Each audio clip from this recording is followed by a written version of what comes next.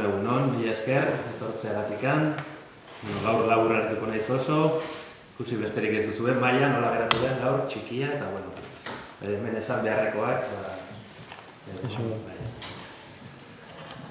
zuen. Gaurko liburu aurkezpenaren aitzakia da, utxidazuk 1.000 eretikan gora saldu dituela, duela 32 urte argitaratu zen, Alberdania jaio eta urte bete eskasera, eta hori auspatzeko argitalpen berri bat argitaratu dugu. Aldaketa nabariena azalean dago, eta edukian ere bai. Nobedadea Inaxio Mujika Iraolaren hitzaurrea da, eta bertan azaltzen da gaur Joserra Gartziaren presentzia mai honetan. Eta azala uste dut aipatu dela, Jokin Mitxelenarena da, eta besterik gabe, usten zaituztet, Inaxio hartuko du hitza, eta... Oso da. Egunon guztioi, nahi zuzen ere, Oierrek esan duen bezala, horren dela, ja, 30 urte baino gehiago, ja 32, eta nola, badiren 30 urte ditugula esaten ari garela, enkargatu zidan, ia egingo nuen hitzaurre bat, tokatu zitzaidalako bertan egotea liburuaren sorreran, ez sorreran baizik eta sorreraren urrengo pausoan, argitaratzearen pausoan. Eta kontatuko tenuen, ordun gertatu zena. Eta horregatik, presentzia esan du Joserrarena, hain zuzen ere, oroitu nintzenean zer gertatu zen orduan, eta gogoratu nintzen Joserrez. Eta orain horregatik hemen dago ere eskuinean. Pensatu dugu oso jende okupatua garela deno, baina berezik ikazetariak presaka, eta bi hitzaldi inbeharren ni arituko naiz hemen ziri sartzaile bakarrik. Beti bezala. Gertatzen baita, olako gauza geroztik sortu zirenean inork ezekien ze gertatuko zen asunto honekin. Eta olako pasadizotan protagonista garenean gero bakoitza bere aldetik gaitzen da kontakizuna, bate fede txarri gabe, baina edertzen bere aldea, hori izaten da joera. Orduan, Inaxioren bersioetan ere funtsean gauzetan bat zetorren, baina ez guztiz. Orduan, arituko naiz hemen... Uste dut Trump eta Zeleski baino konformeago gaudela. Baina ni arituko... Espero dut. Ez da egin konforme da. Arituko naiz pixka bat Pepito Grilloen egiten. Honen bersioa nagusitu ez da din guztiz bintzat. Ongi. Josean, etorri zitzaigunean, izango zen 1983 liburu honekin, liburu honen folioetan etorri zen liburua. Eta guk esan nahi dudanean, eta esan behar dut, bi persona ginela orduan Alberdania sortu genuenak 83an, maiatzean, eta Jorge Jimenezen, bata eta bestean nintzen. Eta, etorri zitzaigun, ezagutzen genuen lehenagotik, Josean, eta etorri zen liburu honen folio 8ekin. Berak esaten du gainera oso tartestuakin eta letra txikiakin, eta nik esan omen nion, hori ez zala modua presentatzeko eta ekartzeko beste modu batera, ezta. Baina hori bere bertsioa da. Egia verdadero. Erderaz esaten da, la fama le precede, ezta? Alegia, bazetorren, hainbat liburu lehenago argitaratu zituelako, eta tartean lehenengoa nik gogoan dudan, eta ez dakit lehenengoa izan zen, bigarren izango zen segurazko, lehen Susan bazen duen beste bat, edo gerokoa zen, berdin da, jolasean, eta gainera zetorren bere etiketatxoarekin, orduan oso pornoa iruditzi zitzaigun guztioi, gaur egun gauza txuri bat dala esango nuke, lasai asko, jolasean, Izenburu horrek erakusten du ni zertan etorren euskal literatura. Jolasen. Ze gainera liburu jolasti bat da gaur egun ikusita. Parentesi artean zegoen, baina las, ez? Osea, Josean irakurri ziteken jolaseanen barruan, ez? Oso berez banago. Osea, jolaseani erdiko la hori kendu eta jolasean eta Josean irakurtzen zen biak, ez? Hori ez dakit, ez dut gogoan. Bueno, nik asmatuko nuen, hori. Ongi. Beste liburu bat ere bazegoen, eta gainera esan behar dut orain irakurri dudala berriz, eta aholkatuko nizueke berriz irakurtzea, oso liburu xumea da, baina oso polita da, inguratuta Gatxeuden. Hementxe bertan, plaza hontan bertan, zegoen argitaletxea Baroja, eta hantxe argitaratu zen, liburu politak ziren, oso politak ziren. Ikuin bilduma da, ez da novela. Hori da, bai. Eta izenburu ematen dion horretan, agertzen da, izuak, nunbait, jendea biltzeko zera omen dago, baina hemengo protagonistari izuak ika itera bultzatzen du, ez da? Hortik dator inguratuta Gatxeuden zera giputz hori, gainera kontua gertatzen da, lehorreta eta ikastegi eta tartean, esango nuke garai hartan herri horietan sartzen zinela, gainera, artean ez zegoen zerarik, eta, bueno, baina horiek denak lehenagokoa dira, Paixibo ere bazegoen, eta nik esango nuke gainera ezagunena hori zala garai hartan, orduntxe, abenturazko liburu bat, maitasun historia bat kontatzen duena, maitasun amultsu bat esaten dut ditzaurrean, eta esango nuke gainera Joseanen liburu guztietan, guztietan edo gehienetan bintzat, badagola historia, maitasun historia bat, maitasun historia amable bat, amoltsu bat, ezta? Eta hemen ere bai, ezta? Kutsiazu bidea Isabel honetan ere bai. Bueno, gatozen, Albertania 1983ra, Jorgetaniari ginen, eta halako bat, eta gure inguruan, barkatu, baina bazebiltzan halako satelite batzuk, satelite maitagarri batzuk, baina satelite batzuk.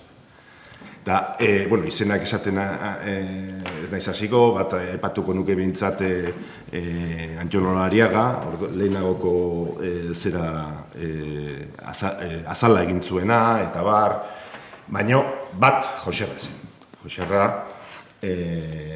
liburuari buruz eta liburu honekin aita pontekotza edo, esan dezagun, hartu zuena. Berak esaten du guk ezezkoa eman geniola liburuari eta horregatik sartu zala bea arartekotza egitera. Eta hori ez da egia.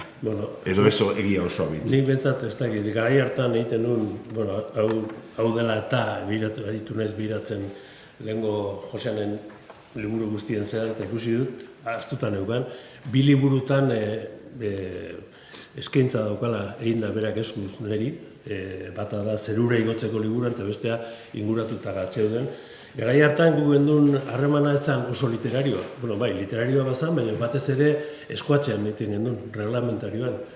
Eta plazera hondiz esango dut, Otempora humorez. Batean jartzen duela Joserrari bere eskuazkideak, eta bigarren eraia etxipen hartu zuenean berak jartzen zu zerura igotzeko eta eskuatzean galtzeko.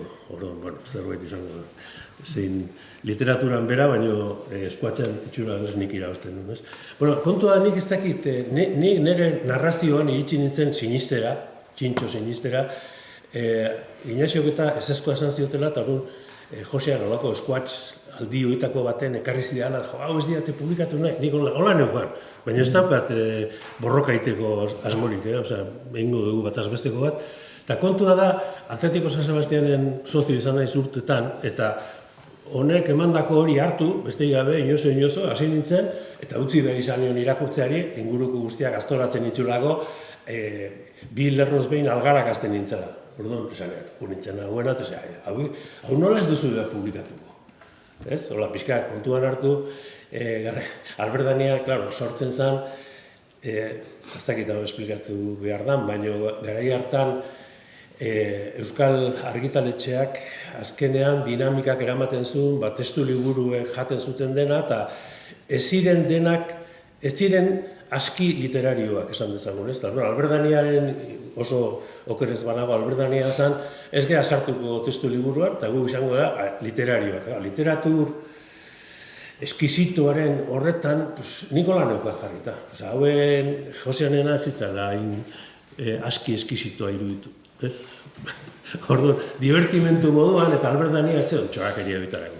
Nik hori hola neuka, baina ez zan hainola ere, baina bueno, segi. Bueno, hori, etzen ala izan, nik uste gehiago izan zala, erantzuna atzeratu zela eta horregatik zegoela urduri gure autorea.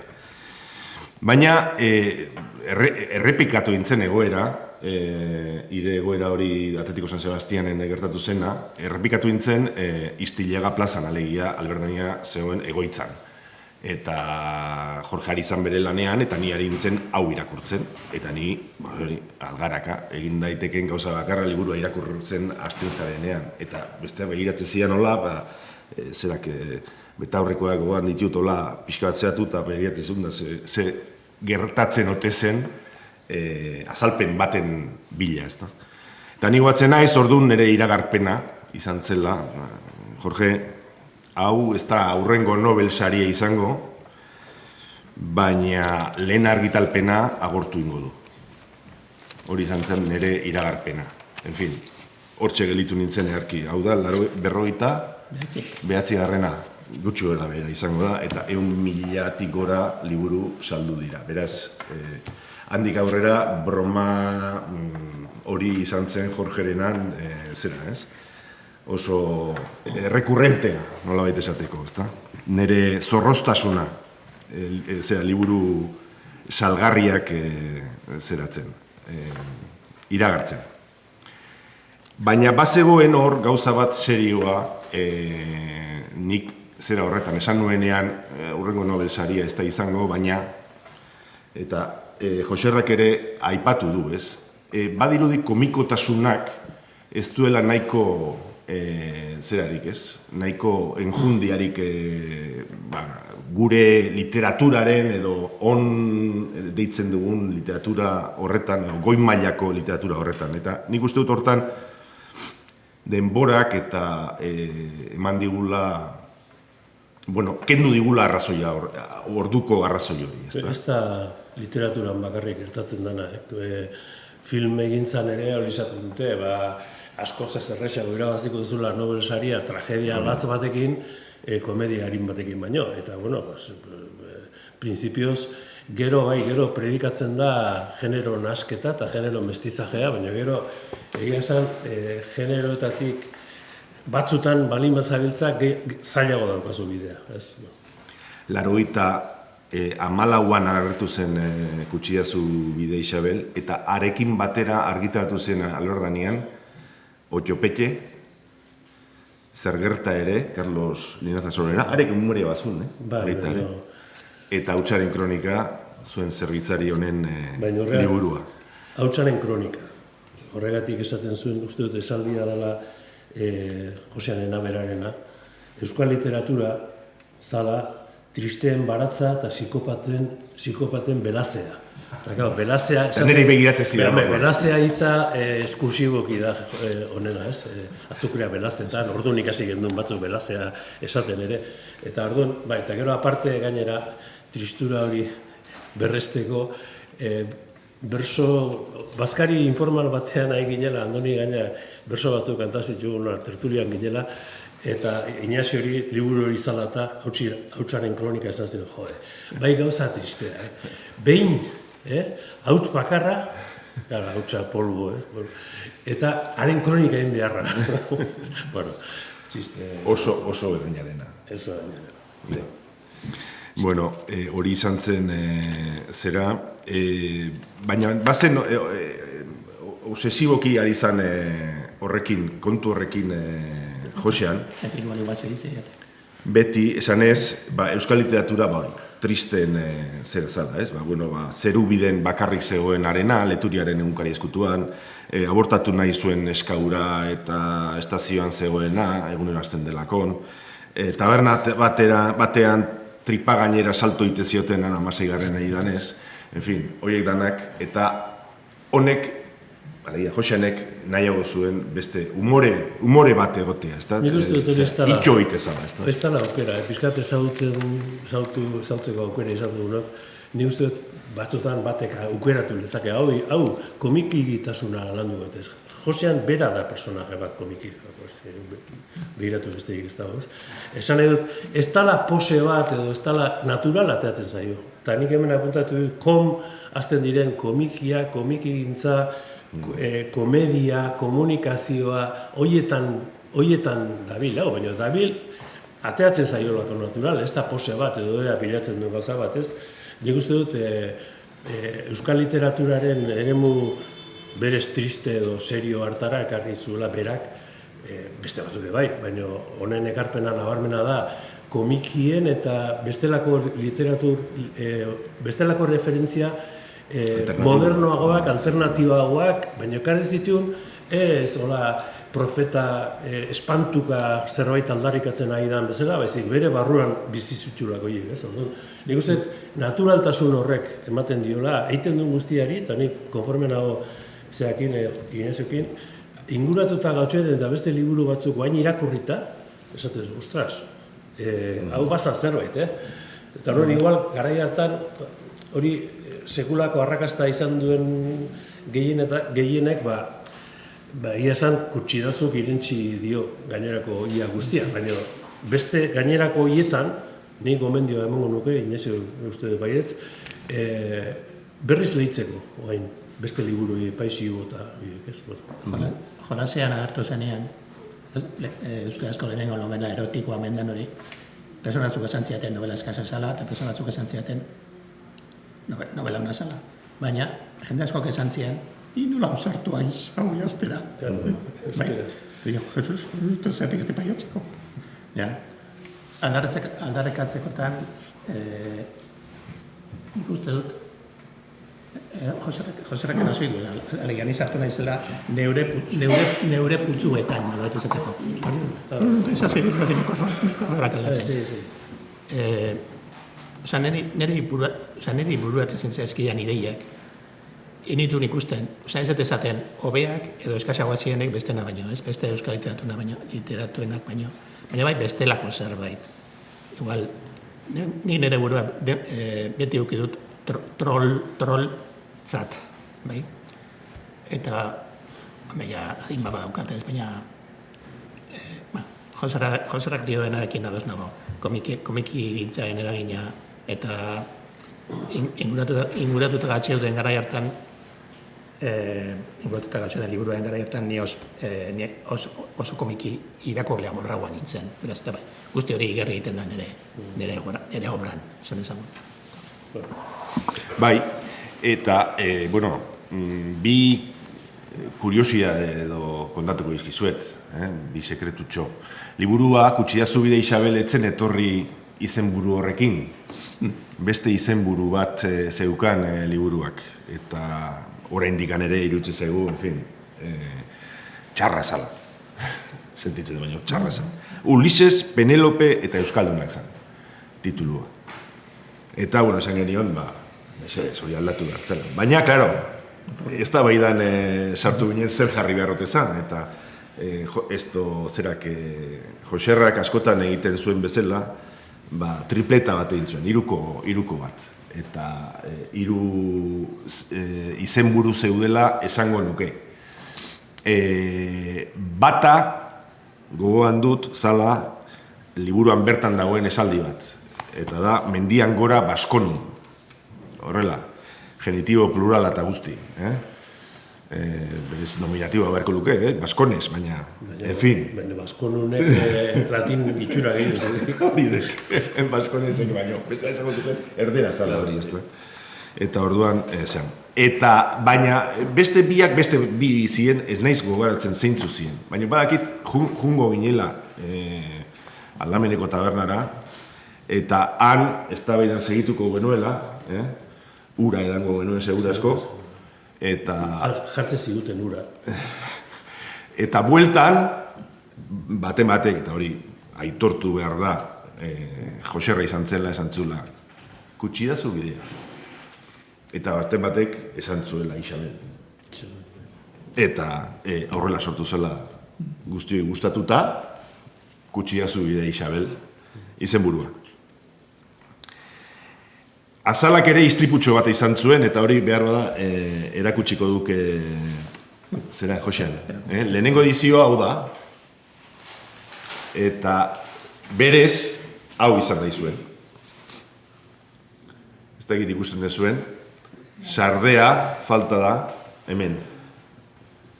Hemen dagoen sarde hori, desagertu itzen, eta edizio bat saldu behar genuen, eta hau bakarra. Eskerrak gero, holako asko saldu genituen, ez da? Baina, ez dakit noren izan zen kulpa, ez dut zeratzen, baina, bueno, segura asko gure ofiziratik, bulegotik sortu zen zera. Eta hau bilduma zalentzat esaten dut, eta hau, eta gainera, ire zera baldin badauka, sinapdura baldin badauka, ja, izango da, ingo dituztak izen bat euro, 1.000 euro. Milioi bat bai. $1.000.000, baby. Bentsat istripu bat izan zen, baina gero ondo atera zen dena. Bueno, eta zergatik saldu zen nahin beste? Horta zerbait izan beharko dugu, Joseba. Ez dakit. Nik uste dute gihar bat, zea bat, hor ikutuzula, Euskaldun askoren esperientzia ikutuzula, liburu honek, askok bizi izan dakoa, beste batzuk entzundakoa, baina jende askok bizi izan dakoa, ez da? Baserri batera jun eta euskera ikastera, ez? Eta bertaratu eta pentsatuz euskera asko dakizula, han ezertxore ulertu ez, eta gainera, ikusten duzu, kalekume bat, han baserrian, hango lanetan eta hango jendearekin psikologia kurso azeleratu bat eginez, ez da? Nik uste horrek jende askoren zera ikutuzula, ez da? Giharra ikutuzula. Eta hori bada arrazoietako bat, esango nukenik. Bestea da humorea, noski, ez? Hori tratatzeko modua. Bata gaia bestea humorea tratatzeko modu, ez da. Baina, nik esan nahi dut hor, arriskua dagoela esateko, klaro, Joseanek bizipen hori izan zuen, Euskaldun berritzearena, baina herri hontan, oain ez dakit, baina oain dela gutxi arte, denok izan geha aldez edo moldez Euskaldun berri. Esan nahi dut, guk erderaz ikasi gendun, eta Euskaldundu behar izan dugu, hainbat eta hainbat alorretan, askotan, ez? Horren, denok gendun bizipen hori, baina bizipen hori uki izanak ez dizu segurtatzen, eta nire ustez meritua eta, gakoaren, arrakastaren gakoa da, askoren azan bizipen bat, bai, baina batek bakarrik asmatu du bizipen hori sublimatzen eta eredugarri jartzen bere humore eta guzti, ez? Eta hori da, horri ezin zaio sekulako meritua ukatu. Ze askotan izan duzun bizipen hori da zailena trascenditzen eta besteek ere gozatzeko moduan edo bere egiteko moduan jartzen. Eta hori da literatura, nire ustez, orduan bizipena, bestaki, bai, Ulises, bai, oso ondo, baina hori, bai.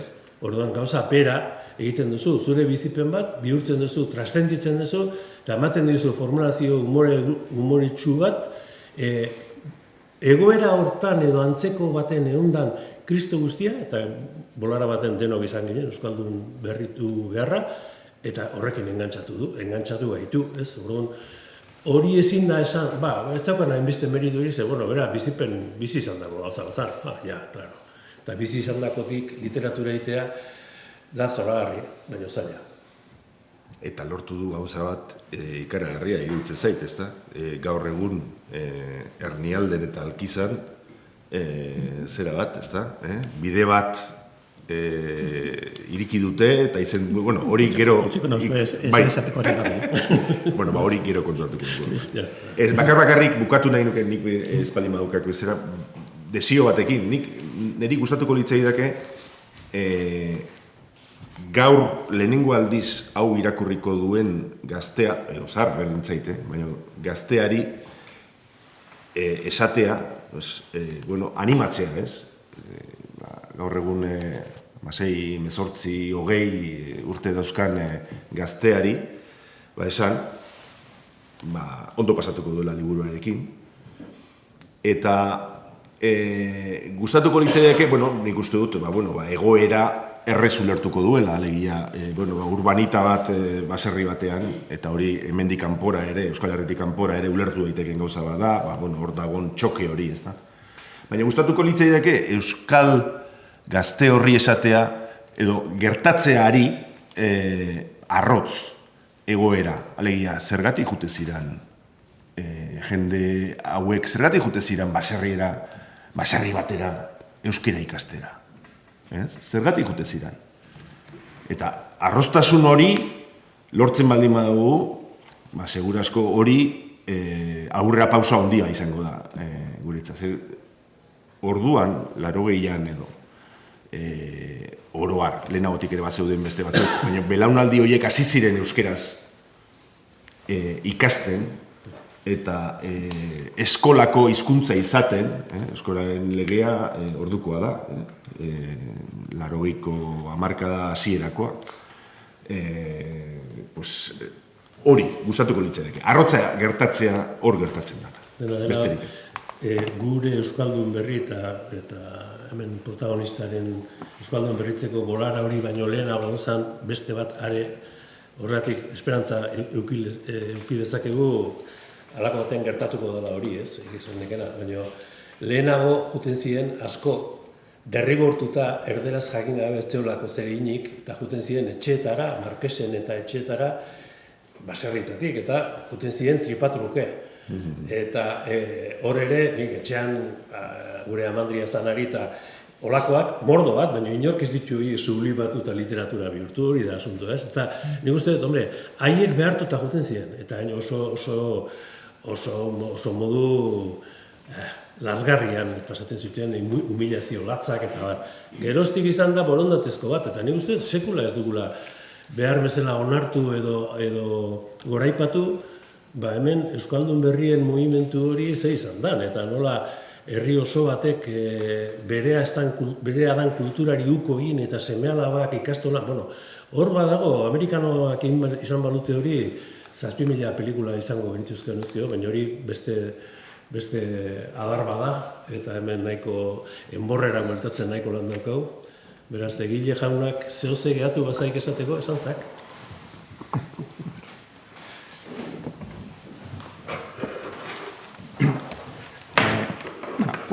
Ulertu ezazuen zeratik aipatzen dudan Santa Gertrudis, oin irakurriko dudan testuan, liburuan Juan Martinek aipatzen du Santa Gertrudis 4 aldiz, bai?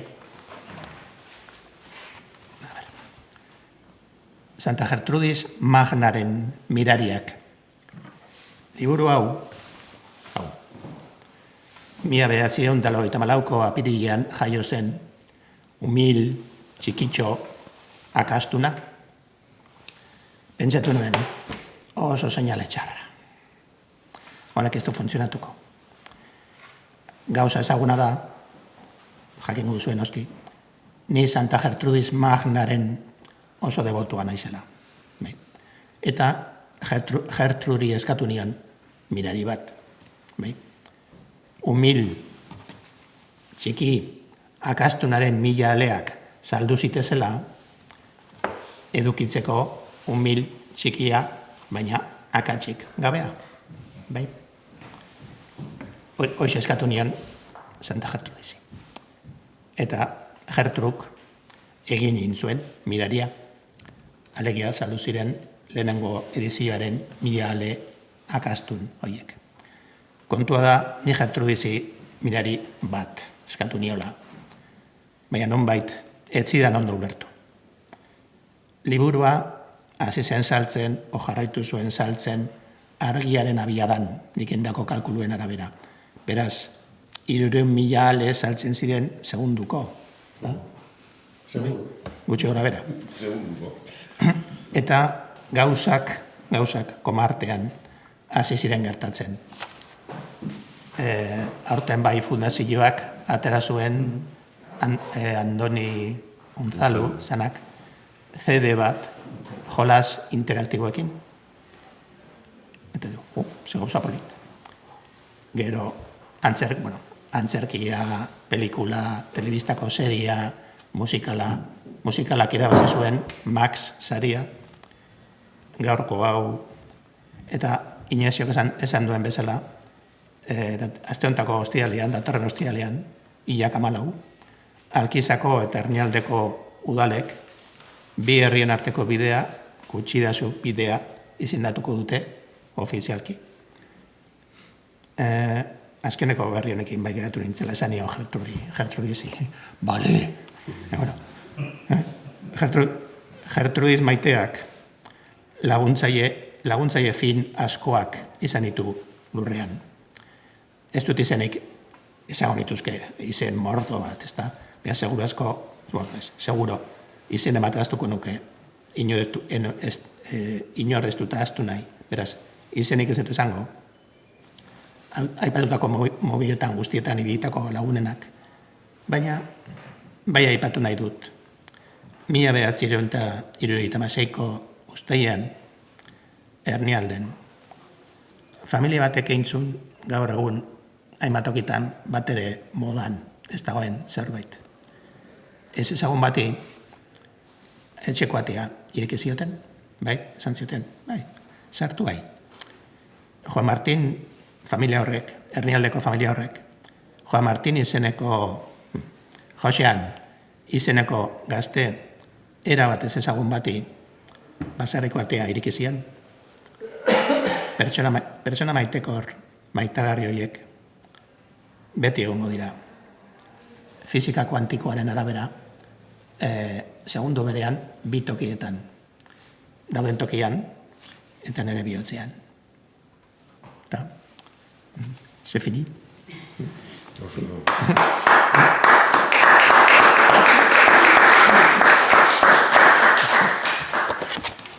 Ez dakit, galderarik edo baldin badauzue, Joseanek erantzuteko edo guk erantzuteko, oraintxe da garaia. Edo karpenik, horretik esan du liburuarekiko bere esperientzia gurea bezain zilegi eta interesgarri izango da, oso.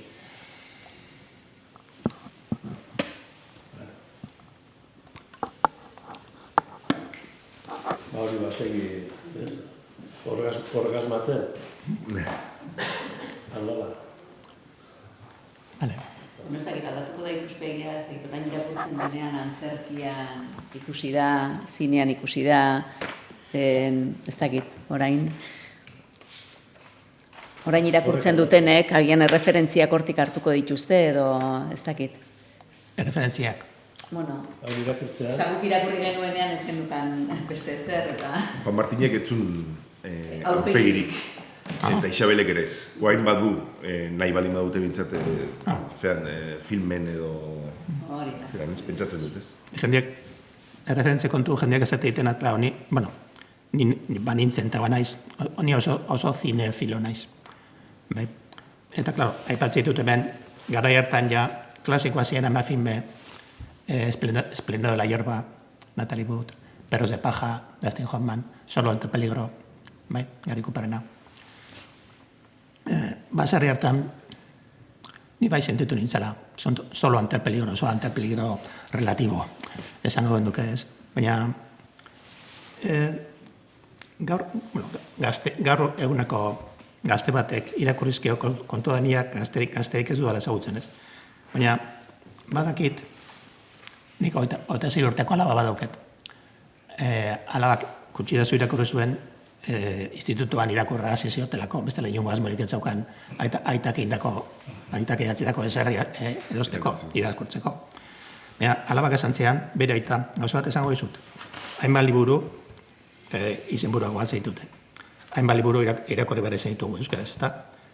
Esango dut, gure alabari gustatu zitzaion bakarra, gustatu zitzaizkinak mordo bat dira, oso ondo goatzen ditute. Baina, bera aita, etorrezi zedean hon baten, endoko berria daukat, endoko gauza xelabra gertatu zait. Irakorri du liburu bat euskeraz eta gustatu intzait. Liburua esan, Muntxe, zeana, Kirmendu Griberena, abizen alemana da, bai? Gure alabak, euskeraz, gustatu zaio liburu bakarra, beraitaren liburu guztia barne, hori bakarrik. Orduan, alaba bai esan ziala, bere klasekideek parritu zutela, libura irakurtzen zutenean maial ere, dagoen adintarterekin, gauza zubia ez zituztela harrapatzen, Natalie Wood, Espandola Hierba, Dustin Hoffman, eta berriz bestalde, kazetari batzuk esan diate liburu oso ondo zahartu dela. Bai, eta hori ez da bat erraza, esan nahet, Milan Kundera, nire burua zaina izela Milan Kundera ipatzea. Oindala, Milan Kundera niretzako San Dios da, bai? Beste San Dios batzuk eba ditute, baina oindala gutxi nire etxian hartu nuen ez izatearen harintasun jasan ezina, baizik eta la insoportable levedad del ser. Eta igual Josera gobatuko da, esan niola behin, banekiela liburu horren izenburua txikieraz. Desnezitelna lekost biti. Hori, oso ondo geratzen da esatea. Bueno, orduana, Milan Kunderaren la insoportable levedad del ser hartu nuen, eta irakurri nuen berriz. Eta, klaro, sentitu nuen, lehenengo aldiz irakurri nuenean, sentitu nuen, en fin, nola definitu, lurrikara emozional hori. Osama, enintzen aspertu, baina ez dakik gaur egun gazte batek, guia ikusten zu hemen, hiru aitita ikusten dituzu, ez? Badaukago egin bat. Gaur eguneko jendeari gutxi da zure zerituko zaion? Ez dakit. Gaur eguneko etxean duan, euskaltegi badago, nire etxean duan. Ika euskaltegi bat. Guztu sartuko nintzateke de inkognito galetzea. Aizu, irakurri duzu gutxi da zure Isabel? Bai, eta zeritu zaizu gaur egun aspaldiko liburu hori ez. Guztua jakingo nuke, ez dakoa jakiteko modurik. Beraz, bai, hemen gauden guztiok, bueno, badago, gazteren bat edo beste badago. Makarra ikusten dut. Beste edo. Bueno, ez dakit. Alere, ondela gutxi, kasetari batek esan dit, liburu oso ondo zahartu dela. Liburu ondo zahartu bada, klasiko bat. Hitz hori asko gustatzen zait. Zer da kutsi da zuzur ustez? Klasiko bat.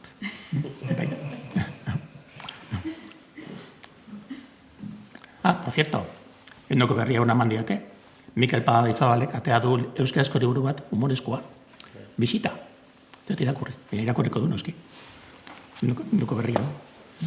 Aia, ez gira ondu hortan, euskal literaturan ez dago humorerik, oraindik ere.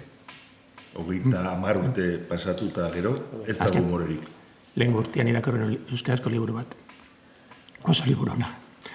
Beha hondik bizkortzen nahi naiz. Terrible. Esango nuke, izenburua, egiaena, eta barra, baina uste berdintxo jarretzen deula. Berdintxu. Nik uste dut... Bakatu? Nik uste badagoela. Humore klase hau, ez. Baina berderaz ere, ni betik esatu izan dut, ni nagusiki mundua banatzen, humorearen mundua banatzen daukat mortadelo humorea eta mafalda humorea. Ezin da esan, Andu Lertxundi eta Koldo Izagirreren obran humorerik izta honi, baina gehiago da ironiaren bidetik eta sofistikatuago diren gauzak, orduan. Beste humore, esan dezagun, nabarmenago edo agiriago bat hori ez da inbeste landu, segun asko, baina humore falta nik ez dut ikusten, nik esan, eta bueno, garen Carlos Benazasoro ekatu dugu, eta oso idazle jaso eta zibaritatza hartuta dago, baina humore hutsa da, tipoa dauka ironia bat, ez ezin du koma bat jarri ironia gabe. Baina ez da estilo, ezin da esan komedia badanik, baina ironia hor dago, uste dut ironiak ere balio dula. Alegia, lehen esan ziteken hori, ez? Hau besotakoa, egunero hasten delako, eta dena ziren tragediako. Zorionez, euskal literaturak, askotariko adarretatik datu da, zorionez, eta bagaude gustu guztietarako. Egia esan, komikiaren Eta gauza bat aldatu da. daukaten hauek gutxi dira, hori bai. Komikotasun klase hori ez da asko landu, baina eske hortarako bizin behar dira hori barrutik. Eta gaur, hemen badaude batzuk komikia, bai, estimatzen dugunok, baina ez duguna geure parametro nagusietan komikia. Estimatzen ikasi dugu. Beste Joseanik esker, baina bestela ere bai. Azken 30 urteotan gehien aldatu dana nik esango nuke generoa dela. Eta emakume idazle gehiago dagoela. Gehiago ez, eske orduan kasik ez zegoen, ez? Osea, 2, 3, 4 zeuden. Eta... Esate baterako, Albertanian bertan, Zerberri sailean, Ai ama, Arantxa Iturbena, humorezko liburu bat, amatasunaren inguruan. En fin, zerbait ala, esaten duenik. Humore, gero, Luisitxo Fernández, eta gaude humorea zainetan damakiten batzuk, eta gaina, nik humorea, honen bezala, esperientzia hori, behar esan duen bezala, solo haute peligro, noski, ez gezu, gero, bizi dezakezu hori pasai duzu humore txutzat, baina hango larriak ez dira noraraikoak, orduan, amatasunari aurre egiteko ere, gero, hortik, esperientzia, bortitz horretatik, Ai ama bezalako liburu bat ateratzea, hori da, benetan, komikitasuna, o komikotasuna, edo humorea, gauza potolotan erabiltzea, eta nik hori berezik estimatzen du baita. Batak ez du besteak entzat.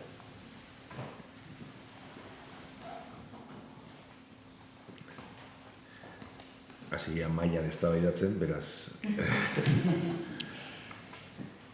Ongi. Beste galderarik espaldima dago eta... Mila esker, etortzeagatik.